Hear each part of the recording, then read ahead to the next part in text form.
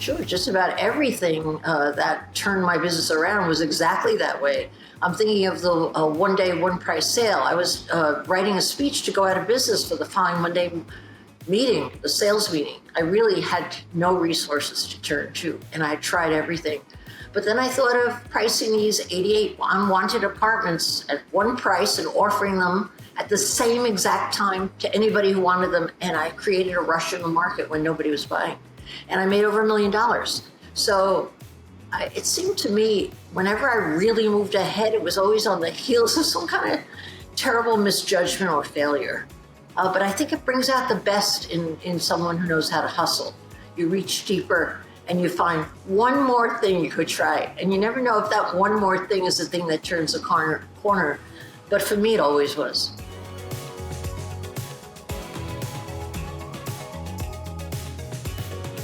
I always would rent a space that would house 60 salespeople versus 30, when I would even have a hard time finding 30.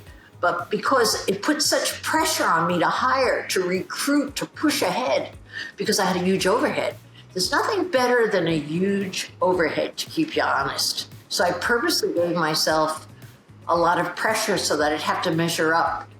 And it was the only way to grow a business and advance against well-entrenched competitors. I wasn't going to catch up by just doing the same as they did. I had to overreach every time.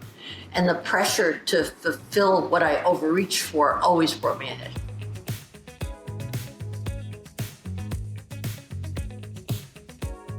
I'm really good at hitching rides. You know, I discovered it by accident out of need in Cape Cod when I was probably 30 years old. I couldn't get back to New York and had to for something pressing. I couldn't get a commercial flight.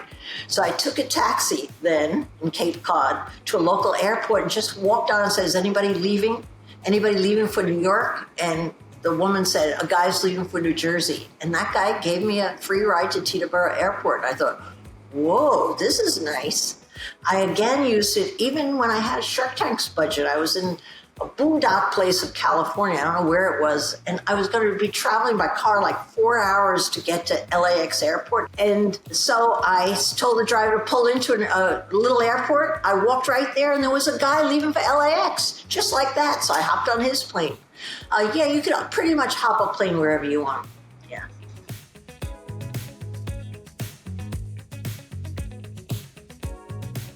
I wanted to pull something over on my good friends.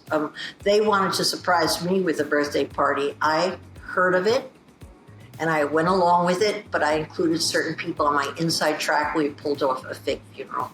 People almost dropped dead themselves when they walked in and saw me laying dead in a casket. They just couldn't believe their eyes. And they shouldn't have been surprised. But I was only dead for about 10 minutes while they gave the colloquium or colloquial or whatever that word is called, the speeches. And I had a minister and I had a rabbi, and they both gave me a lovely speech over my body. And then I got to hear what people said about me before I was dead. It was pretty cool. I would recommend dying early for anybody, in a fake way, of course. And then to have a great party afterwards. We had a blast of a party.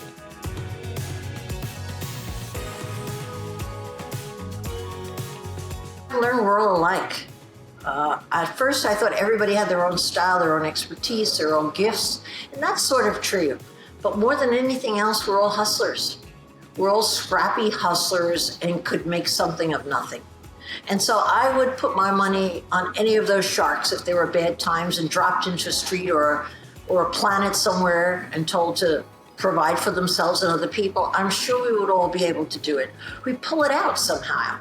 And because of that overarching message that I get from the fellow sharks, that they're very capable of scrapping and hustling, I'm always looking for that trait in all my entrepreneurs. And when I find it, they always do well and make me money. And when it's not there, they never succeed. They could be the smartest guys or girls in the world, but they don't succeed. You need to be a scrapper, and you need to have the ambition.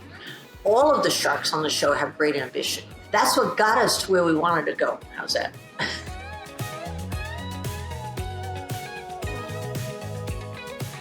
You know what I've learned?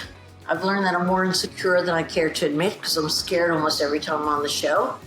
But I've also learned that I could have been in any business, plumbing supplies, paper supplies, running a beauty salon. I would have been successful.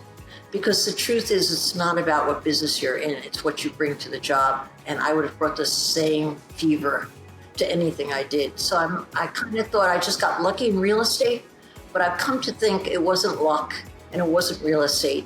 It was hustle. And it was just the business I happened to be in, but I could have succeeded in anything, I feel.